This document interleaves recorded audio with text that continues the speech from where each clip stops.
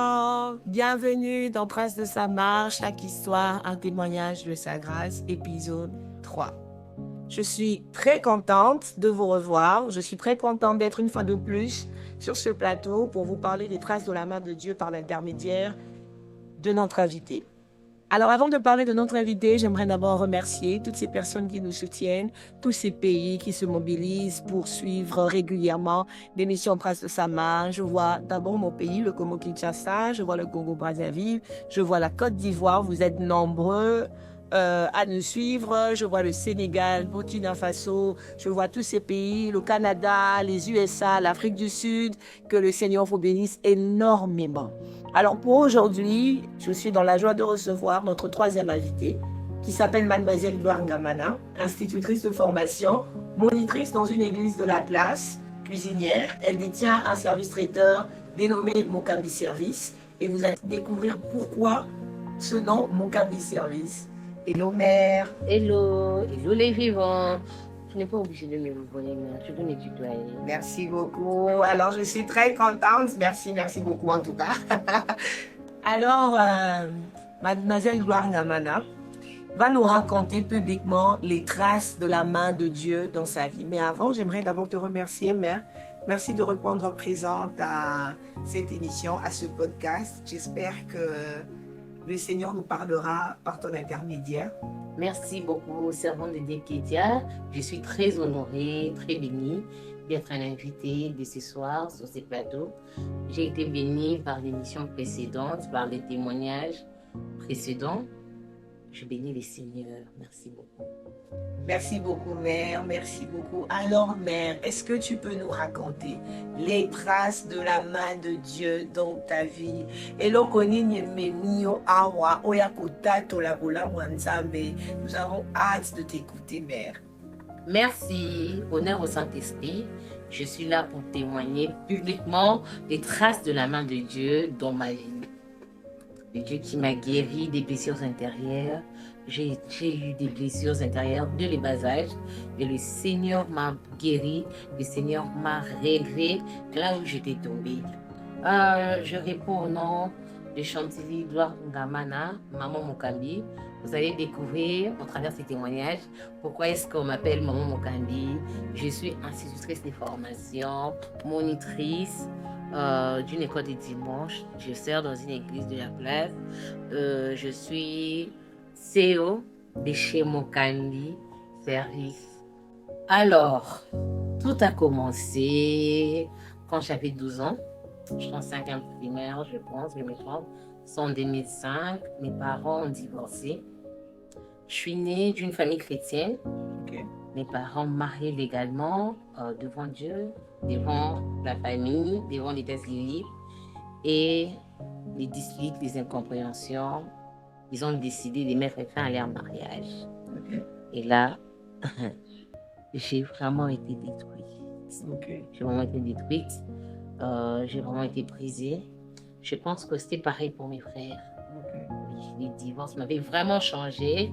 J'ai vraiment été changée mentalement, moralement. À l'école, ça n'allait plus.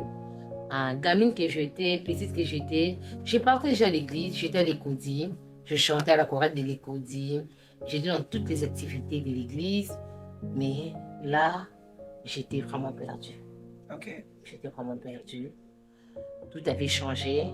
À l'école, tu te rends compte que j'étais intelligente à l'école. Okay. J'étais la première, deuxième de la classe. Fumoutique, quoi. Fumoutique, quoi. Déjà à l'école, après, quand j'étais en 3e primaire, on faisait plus pour moi les devoirs. Moi-même, oui, je faisais les devoirs comme ça. Donc, je me débrouillais déjà toute seule. Okay. Oui, j'ai fait les devoirs, je montre à maman, elle corrige. Okay. Je vais à l'école, c'est comme ça. Donc, quoi. Oui, j'étais vraiment intelligente. Hein? Oui. Moi, oui, j'étais là. Mais après, tout avait changé. Okay. Tout avait changé. Mais les changements, c'était pas vraiment très brusque. Ça ne s'est pas ressenti brusquement. C'était d'une manière progressivement. Okay. Ça allait petit à petit. Moi-même, j'ai senti même à l'école, les points ont baissé. Okay. Je n'arrivais plus à me concentrer. Okay. Je n'arrivais plus à me concentrer. Maman est partie. nous sommes restés avec notre papa parce que elle ne pouvait pas avoir notre regard vu qu'elle ne travaillait pas. Elle ne faisait rien. Une femme de ménage qu'elle était. Et là, je souligne, je profite, quelqu'un qui est dans le mariage, ne soit pas une femme de ménage. Fais quelque chose. Travaille. Si les portes de travail ne sont pas ouvertes, fais quelque chose. Sois épanoui, sois autonome. Ne dépends pas totalement de ton mari. Les commerces, tu peux faire un commerce. Vends le pain, vends des lots. Fais quelque chose, entreprends. Ça va vraiment aider, même pour l'épanouissement de la femme dans le mariage, même pour la stabilité dans la relation entre mari et femme. Quand tu es autonome, même le mari, tu vois, c'est quelque chose que beaucoup de femmes doivent faire. Quand tu es une femme de ménage, tu dépends totalement de ton mari. C'est aussi un sujet de dispute dans le foyer. Ok, c'est ce qui t'est arrivé à tes parents. Oui, oui. Ok, c'est sur base de ce qui est arrivé à tes parents. Oui, que je dis ça, oui. Ok. Que je dis ça. Là, j'étais vraiment désorientée, déstabilisée. Ok. Surtout mentalement, moralement. J'étais déstabilisée. J'étais plus trop intelligente. Tu vois la sagesse, et ça, normalement, qui est aussi une sagesse, mais l'intelligence à l'école, tu sens vraiment que tu n'arrives plus à te concentrer. Et là, je regardais mes frères. Mon frère cadet avait 3 ans. Je regardais mes frères, je me disais, ouf, ces gens se retrouvent sans une figure maternelle. Et je voulais prendre la place d'une mère. Je me disais, bon, je suis la maman de mes frères maintenant. Je me rappelle quand mon petit frère cadet a commencé l'école maternelle, c'est moi qui l'ai accompagné. Je l'ai accompagné à l'école, la première fois qu'il est parti à l'école. Donc, maman, mon cabi, quoi. Maman, quoi. J'étais la maman de mes frères. Je devais veiller. Est-ce qu'ils ont mangé? Est-ce qu'ils ont fait les devoirs? Je devais d'abord accompagner mes frères à l'école, revenir m'apprêter pour aller à l'école. Donc, c'était vraiment compliqué pour moi. Ça m'avait désorienté. Papa, lui, il part au travail. Il vous trouve à manger, de quoi vous scolariser. Tu vois, tout ça là, vous mettre dans des situations confortables. Mais la santé mentale, peut-être que lui, ça lui disait rien, il ne comprenait pas. Donc, moi, je sais que j'étais vraiment blessée. Et quand je regardais mes frères, je savais que mes frères aussi étaient vraiment déstabilisés. Et cela m'avait vraiment beaucoup changé. Ça m'avait beaucoup changé. Mon père ne comprenait pas pourquoi est-ce que les enfants ont changé. Pourquoi est-ce que les enfants n'entendent plus. Pourquoi est-ce que les enfants n'écoutent plus. Pourquoi est-ce que les enfants ne partent plus à l'église régulièrement. Oh, donc, c'était parce que il y avait quelque chose. Il y avait une blessure, c'était enfoui en nous-mêmes. On ne savait pas à qui parler. Surtout moi, personnellement, que j'étais une fille, je suis la seule fille de la maison. Tu te retrouves dans une maison de 7 personnes. Il n'y avait que moi, la fille et les domestiques. Donc, j'étais vraiment très, très désorientée. Donc, par là, mère, si je comprends bien, dans ton enfance, tu ne savais pas à qui parler. Tu n'avais pas un repère, quelqu'un à qui te confier, quelqu'un vers qui tu pouvais te tourner, que ce soit dans la famille ou en dehors de la famille, à qui tu pouvais te dévoiler un peu tout ce que tu ressentais au-dedans de toi. Non, je n'avais pas une personne de référence. Ok. Pour moi, la référence, c'était mes parents. Ok. Oui, les seules personnes à qui je pouvais me confier, c'était les parents. Je voyais comment mon papa était après ça, après cette séparation. Je me disais, je ne pouvais pas aller ajouter un problème sur un problème. Ma mère, d'ailleurs, on ne se voyait plus. Oh. Oui. Elle ne pouvait même pas venir nous rendre visite parce qu'il y avait des frères, des tantes, des oncles qui étaient là pour mettre des barrières, qui l'empêchaient de venir nous voir. Le frère de mon père, le sœur de mon père qui empêchait que ma mère vienne nous voir. On se voyait presque plus. Et c'est vraiment compliqué En ce moment-là, je comprends. La prochaine question. Alors, il y avait vraiment personne de référence. Il y avait personne vers qui tu pouvais te tourner, personne vers qui tu pouvais te dévoiler ou dévoiler ce que tu ressentais au-dedans de toi. Parce que ce qui est vrai, c'est que tu étais détruite, comme tu l'as dit, tu étais vraiment désorientée. Et en ce moment-là, même dans la famille, il n'y avait pas de visage, de référence, quelqu'un sur qui tu pouvais t'appuyer, à qui tu pouvais te confier d'une manière vraiment, vraiment complète, quoi, pour lui raconter tout ce que tu ressentais en toi. Non, il n'y avait personne. Parce que pour moi, le modèle de cette personne à qui je pouvais la référence que à qui je pouvais aller me confier, c'était mes parents. Et je voyais mon père était un peu aussi désorienté, déstabilisé par rapport à cette situation. Et je me disais, je ne peux pas aller ajouter un problème sur un problème. Donc, je m'étais mise dans ma coquille. J'étais seule. Bon, pour moi, la seule manière de pouvoir, peut-être, comment dirais-je, pour moi, ma manière de me défouler, c'était d'aller voir les amis, aller danser dans des journées qui duraient, parce que j'aimais beaucoup danser à l'époque, j'aimais chanter, j'aimais danser, bien que je n'ai pas une belle voix, j'aimais danser. Pour moi, en fait, la manière de me défouler, c'était aller chez des amis, parler avec des amis, jouer, mais au fond de moi, je ne pouvais pas dire ce que je ressentais. Je ne pouvais pas dire ce que je ressentais. Je cachais cela, je souriais beaucoup. J'étais là à vouloir tendre la main aux autres, pendant que moi-même, j'étais dans les besoins. J'étais là pour conseiller les autres. Ah, ne fais pas ça, tu ne fais pas ça. Mais moi-même, j'étais vraiment dans les besoins. Imagine, vraiment, ça m'avait, surtout sur le plan intellectuel, ça m'avait vraiment désorienté à l'école. Ça m'avait vraiment désorienté. Imagine, j'étais première de la classe. À un moment même, j'ai repris l'école. Waouh! J'ai repris. Tu as repris l'école. Waouh! Fomojik, la fille la plus intelligente. Tu avais tout pour passer de classe, mais le divorce de tes parents t'a tellement affecté que tu as repris. En fait, par là, je comprends que la responsabilité des parents, du père en fait, ne se résume pas qu'à payer le vivre, ne se résume pas qu'à veiller sur comment est-ce que les enfants vont s'habiller, comment est-ce que les enfants vont dormir, trouver un logement, mais même sur la santé mentale en fait. En ce moment-là, physiquement, peut-être que tu avais bonne mine, tu paraissais, voilà, tu allais bien, mais au-dedans de toi, psychologiquement, moralement, tu étais vraiment down. Et j'aimerais savoir, comment tu te sentais à l'école? Est-ce que tes amis étaient au courant? Est-ce que tu subissais une forme de pression? Bon, comme je venais de dire tout à l'heure que, en fait, personne n'était au courant de ce que j'étais en train de subir. Personne. J'étais là, en fait, je me battais, au fait, parce que j'avais une pression. Je me battais seule, au fait. Tu vois? Même à l'école, j'étais devenue une grande dérangée, je peux dire. Je me rappelle même comment on renvoyait au lycée. Waouh! Oui, on m'a renvoyé.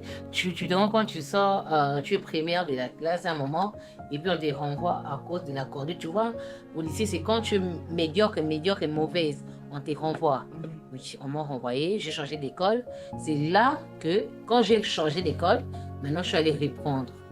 Tu vois, je suis allée répondre. Mais mon père, en fait, ne remarquait pas tout ça.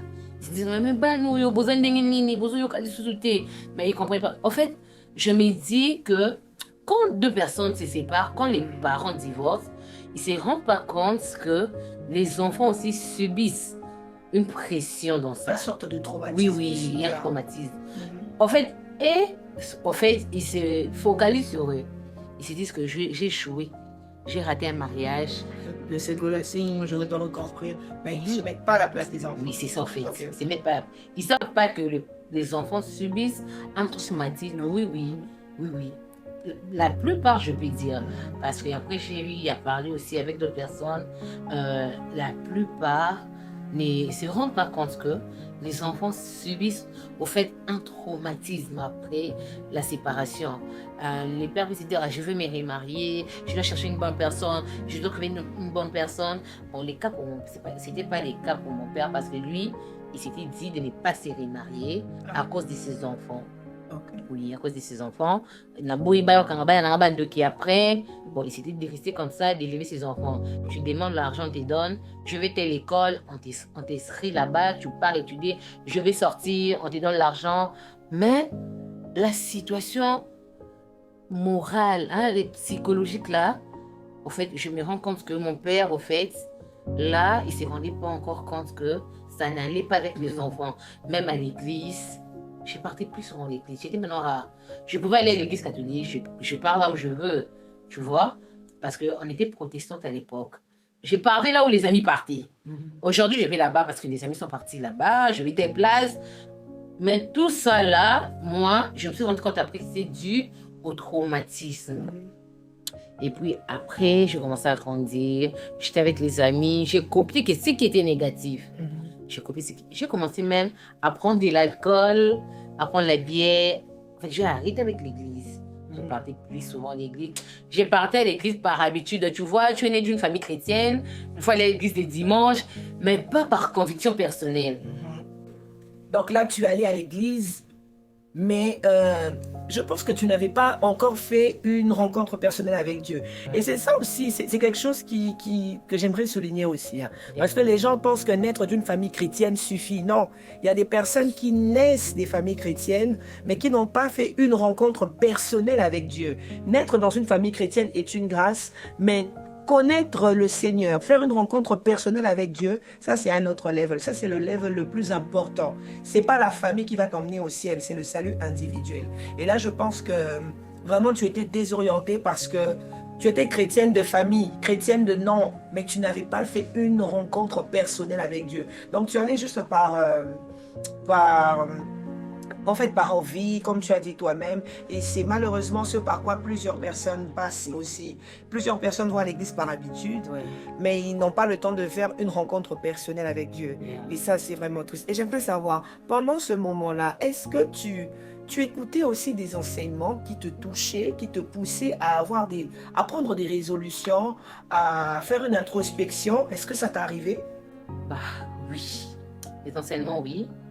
Tu vois, j'étais dans une église du chat où il y avait plus des enseignements. J'allais même aux affermissements. Oh. Oui, j'allais même aux affermissements. Mais il y a quelque chose seulement. Au fait, c'est comme s'il y avait quelque chose qui m'est réclamé, au fait, pour faire des choses que moi-même je ne maîtrisais pas. À un moment, j'ai vraiment eu à me lancer aller danser dans des barbecues, prendre la bière. Je me rappelle même une fois, je me suis sentie vraiment très, très brisée. Je me sentais, en fait, je voulais parler. Je n'arrivais pas à me défouler. J'ai acheté de la cigarette. Oh! Ouais. J'ai fumé. Waouh! Oui. Maman Mokambi! J'ai fumé 2 fois. Je me rappelle même, il y a eu une période, pourquoi tu fumes? Et non, j'ai envie de fumer, j'ai envie de me défouler. En fait, je ne voyais pas à qui m'adresser. Je ne voyais pas à qui parler. Sur qui aller me recourir. Je me disais, je suis à la maison, on ne sort pas déjà, on sort difficilement, pour sortir, il faut mentir que je pars à l'église, je vais faire un devoir pour aller voir des amis. Je ne voyais pas où aller. Et je me disais, bon, papa était aussi un peu colérique, j'ai souligné. Tu vas aller par là, papa il va se fâcher. Donc, je me dis, de gérer ça tout de suite. J'ai géré, je gère. Je suis là, je suis en train de gérer mes problèmes. Et en grandissant, un moment, je me suis mis dans des relations amoureuses. Ok. J'ai commencé des relations amoureuses comme toute adolescente. Il n'y avait personne pour m'orienter. Je vois des amis déjà avec des petits copains. Je me dis, moi je sais, pourquoi pas essayer? Je suis une belle fille. Bien sûr. On me drague. Je me lance dans les relations, mais ça ne marchait pas. Oh. Ça ne marchait pas. Pourquoi? Parce que je me disais, il faut que je me protège. Okay. Il faut que je me protège. Comment est-ce que je dois me protéger? Il faut que je sois imposante. Il faut que je sois imposante envers les hommes. Il faut que je sois colérique. Donc non, quand je dis non, je dis non, je refuse. Et puis je dis, part, laisse-moi tranquille. Okay. Et puis la réponse, pas tendre. Oui, je suis pas tendre. Et la réponse c'était quoi? D'ailleurs, ma mère a quitté mon père. Ils s'étaient mariés. Et toi alors? Oui, les bêtises. Oui.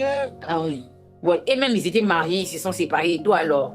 C'est même pas marié, mon frère ne te connaît même pas. C'est juste une relation d'ailleurs en cachette. Ne me traumatise pas, ne me trouble pas, j'ai déjà assez des problèmes. Donc laisse-moi tranquille. Tu me laisses tranquille, tu pars. Donc pour moi, en fait, ça jouait un rôle. Je me disais, même si je me marie, je vais divorcer. D'ailleurs, moi, ça sert à rien, mes parents ont divorcé, mes parents ont échoué. Donc je vais échouer parce que ma maman a échoué. Tu vois, la fille, la référence c'est la maman. Je vais échouer parce que ma maman a échoué. Après, je me dis, c'est compliqué. Et puis là, il y avait comme une sorte d'abandon. J'avais maintenant de la rage contre ma mère. Et je disais, ma maman, elle m'a abandonnée. Je n'avais pas d'affection maternelle. Quand je pars chez des amis, je vois les autres en train de parler avec leur maman, de confier leurs problèmes à leur maman. Moi, je n'avais personne. Je me disais, comment est-ce que les autres sont avec leur mère? Et moi, c'était compliqué. C'était compliqué, comme une manque d'affection maternelle. Et ça m'avait vraiment détruite. Ça m'avait vraiment détruite. Je suis vraiment une personne avec des blessures énormes, des vraies blessures intérieures. Jusqu'à ce que je rencontre le Seigneur. Moi, j'ai rencontré le Seigneur. Comme tu as dit l'autre fois, que le Seigneur prend la forme du vide. Mais il comble ce vide. Oui, il comble ce vide. Le Seigneur a pris cette forme du vide. D'une mère. Oui, le Seigneur a pris la forme d'une mère. Pour moi, Dieu, c'est ma mère.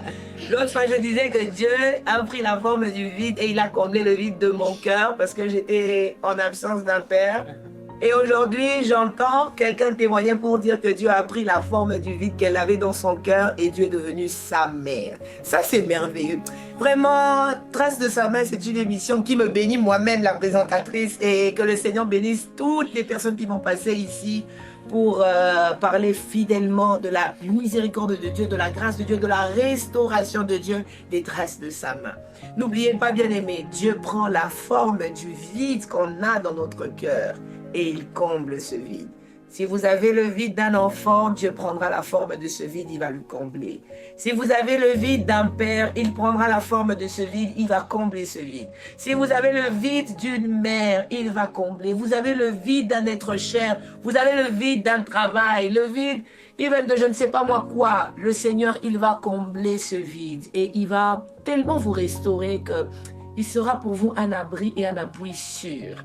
Alors, mère, comment tu as vécu ce manque d'affection maternelle? Bon, je vais dire que c'était très compliqué. Très compliqué alors. Je dois apprendre à préparer, déjà. Je suis une femme. Je dois apprendre à faire la lessive. Je dois apprendre à faire la vaisselle. Qui doit m'apprendre ça? Une maman que je n'avais pas.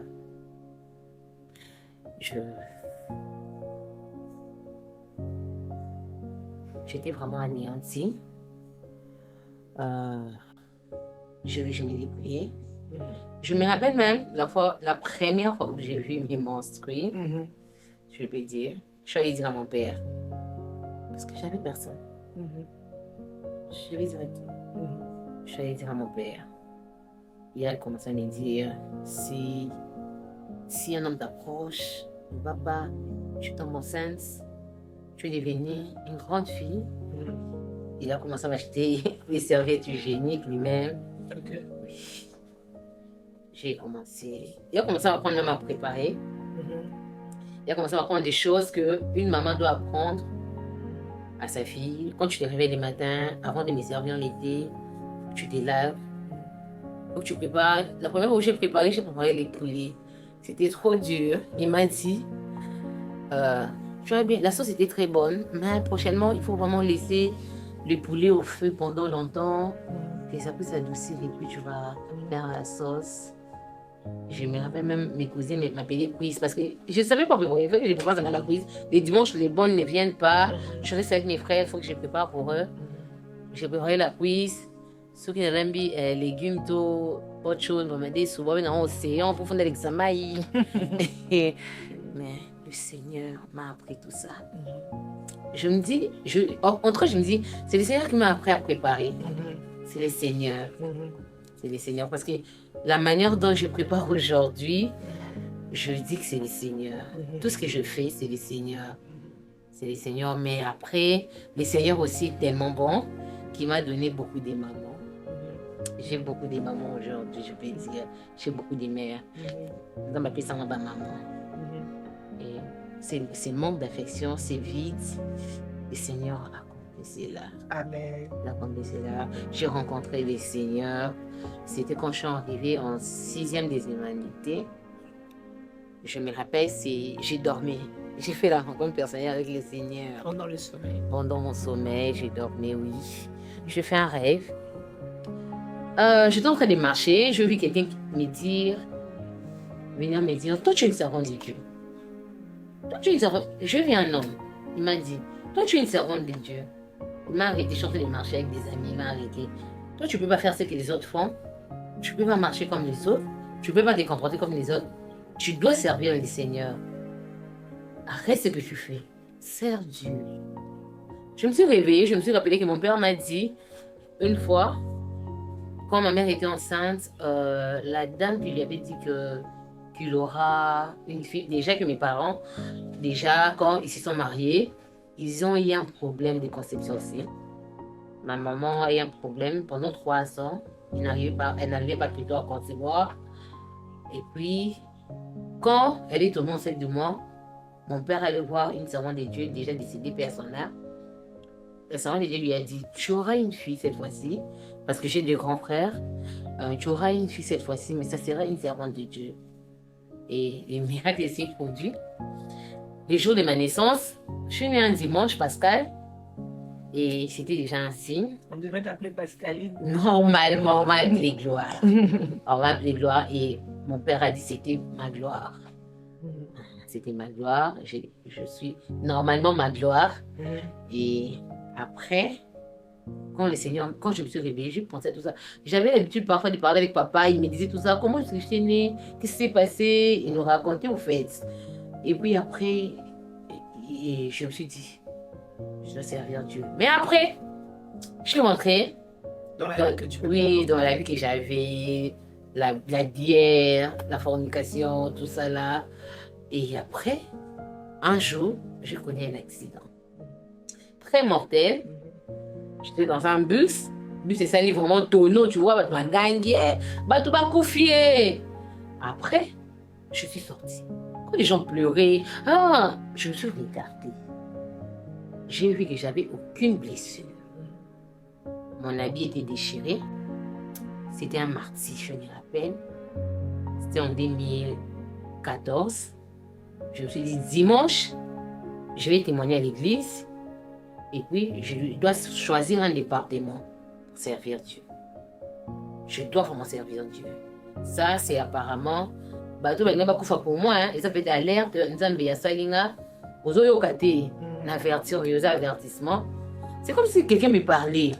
J'ai dit, bon, d'accord, je vais servir, mais dans quel département? J'ai commencé à dire, bon, comme j'aime chanter et j'aime danser, je vais aller à la chorale. Mais je ne sais pas chanter, comment je vais faire? Après, je me suis dit, que le Seigneur m'oriente. Après, je voyais des scènes, genre, quand je restais seule, je réfléchissais, je voyais les scènes quand j'étais petite, comment est-ce que je prenais mes frères, dans la bande ici Bango, je les enseignais la parole de Dieu, Cody, mais on avait même des livres, vous voyez, les Bibles illustrées, hein, les Bibles illustrées là. On créait même des chansons avec mes frères par rapport à la parole de Dieu. Vous voyez, vous fondez des moments au boyer, vous tenez des livres et tout. Puis je me suis dit, pourquoi pas servir Dieu à l'écoutine? Mais je n'ai pas compris pourquoi est-ce que j'avais eu cette vision de servir Dieu à l'écoutine. Je suis allée, j'ai rencontré à l'époque mon responsable de l'écoutine que je salue, Papa Daniel. Je suis allée vers lui, il m'a dit, je vais t'encadrer, tu viens à l'écoutine. J'ai commencé à l'écoutine. C'est là que j'ai tout appris. À lire la parole de Dieu. Mon père, c'est un lecteur de la Bible. Hein. Il était à la Ligue pour la lecture de la Bible. Il lit la Bible tous les jours. Dès que je suis née jusqu'à aujourd'hui, mon papa lit la Bible tous les jours. Les gens lisent des versions. C'est Meur, Darby, Francis Courant, lui c'est Gant. Mais il lit la Bible, c'est qui est sûr.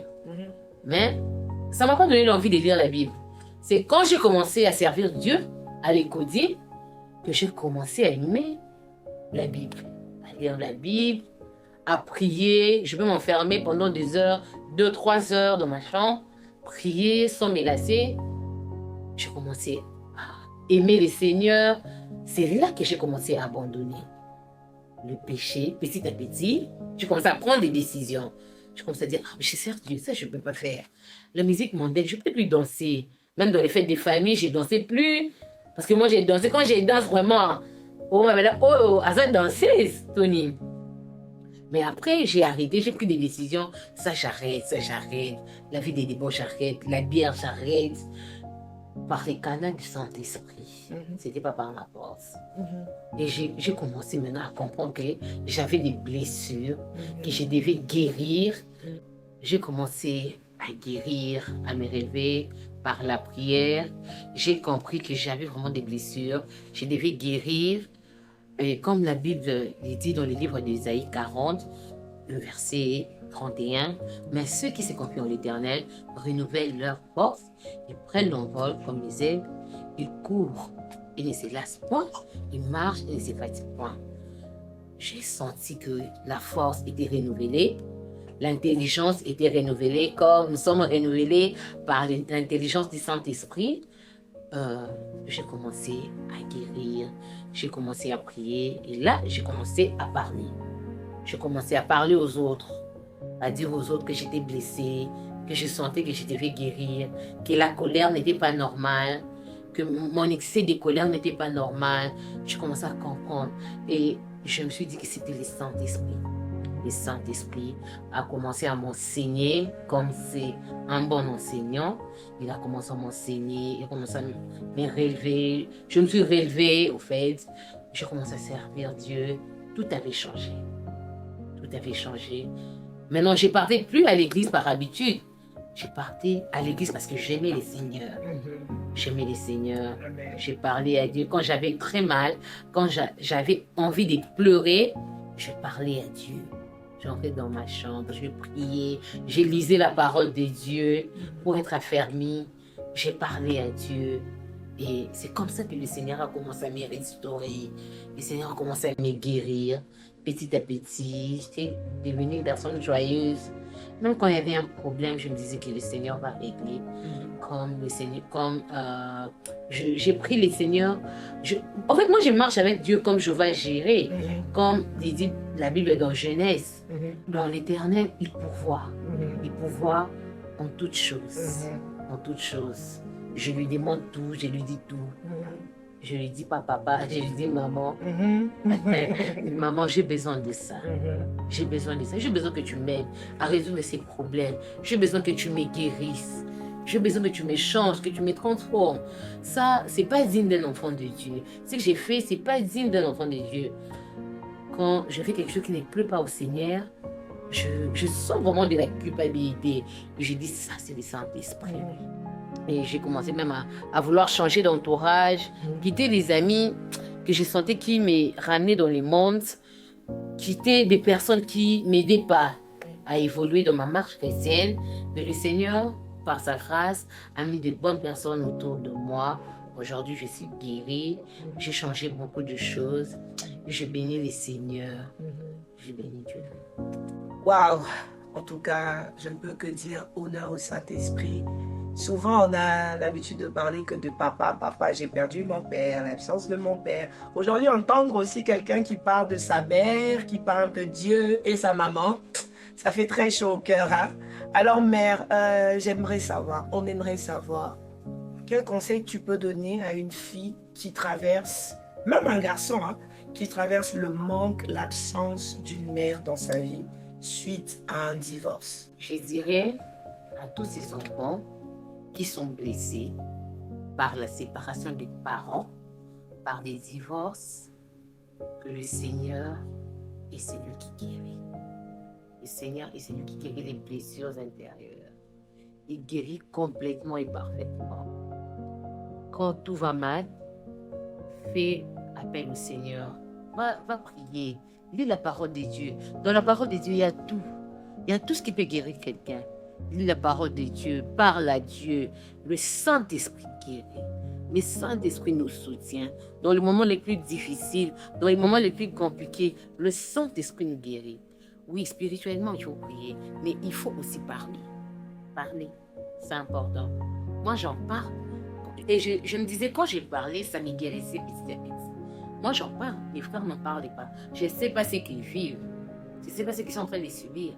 Mais je profite même pour leur dire aussi de parler pour guérir. Les divorces détruisent, c'est qui est vrai. Les divorces ne détruisent pas que le parent. Les divorces détruisent les enfants. Spirituellement, psychologiquement. Donc, en fait, les parents, je demande aussi aux parents de bien veiller sur les enfants. Les parents qui sont séparés, les parents qui ont divorcé. En fait, le divorce n'est pas bien. S'il y a un conseil que je peux donner, aussi aux parents et que le divorce n'est pas une bonne chose. Le divorce détruit. Le divorce ne détruit pas que le parent. Parce que les gens pensent qu'en divorçant, ce sont seulement les deux conjoints, les deux ex-conjoints qui sont détruits. Mais il y a des enfants qui sont détruits à cause du divorce. Et là, je demande aux parents de veiller sur les enfants. Le divorce, c'est un échec. Mais nous ne pouvons pas, au fait, maintenir les gens qui ne s'entendent pas mariés. Parce qu'il y a des femmes qui vivent des violences conjugales qu'on ne doit pas demander de rester dans les mariages. Parce qu'il y a quelqu'un qui va te dire, je préfère rester en vie et voir mes enfants que de mourir. Il y a des femmes qui meurent psychologiquement par les comportements de leur mari et vice-versa. Et là, je demande aux parents qui ont opté pour le divorce de veiller sur les enfants, spirituellement, psychologiquement, de vraiment veiller sur la santé psychologique des enfants, de dialoguer couramment avec les enfants.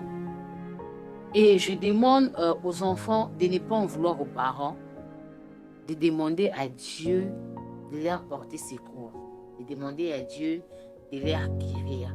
Parce que moi, le Seigneur m'a guéri. Le Seigneur m'a guéri totalement.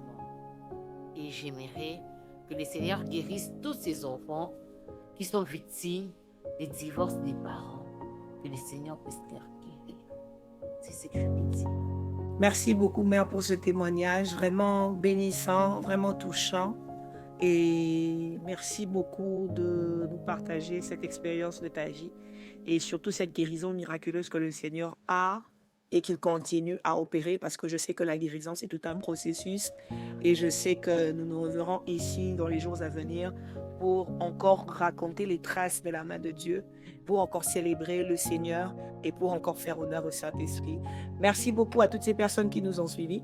Nous sommes déjà à la fin de notre podcast, mais comme vous le savez tous, on ne peut pas finir comme ça sans pour autant que l'invité puisse prier pour toutes les personnes qui traversent les mêmes situations qu'elle a eu à traverser dans son passé. Mère, est-ce que tu peux recommander toutes ces personnes qui traversent les mêmes situations aujourd'hui que toi? Est-ce que tu peux les recommander devant le trône de la grâce de Dieu? Pas de problème. Nous allons prier. Prie avec moi, toi qui es blessé, toi qui es brisé. Père éternel, Dieu de grâce, je t'ai béni. Je t'ai béni parce que tu as permis que je puisse parler ce soir. Je t'ai béni parce que tu as permis que je puisse témoigner de traces de ta main dans ma vie. Seigneur, je t'ai pris. Je t'ai pris pour tous ces enfants qui sont blessés intérieurement, qui ne savent pas parler, qui n'arrivent pas à parler, qui ne peuvent pas parler. Seigneur, je t'ai pris de les guérir. Guéris ces enfants.